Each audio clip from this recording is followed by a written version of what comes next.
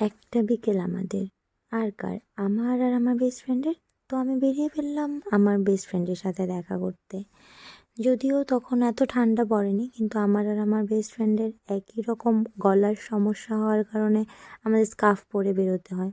দেখো, আশেপাশে এত কেউ ঠান্ডার জিনিসপত্র পরেনি, কিন্তু আমরা স্কার্ফ পরে বেরিয়ে গেছি। যাই হোক, আমরা একটু চা খেলাম, আড্ডা দিলাম, আর অ্যাজ ইউজুয়াল আমি ওকে জ্বালাতন করছিলাম। ওই চেহারাটা আমার ভিডিওতে করবে না, এরকম হতেই পারে না, ওটা ওর কমন চেহারা।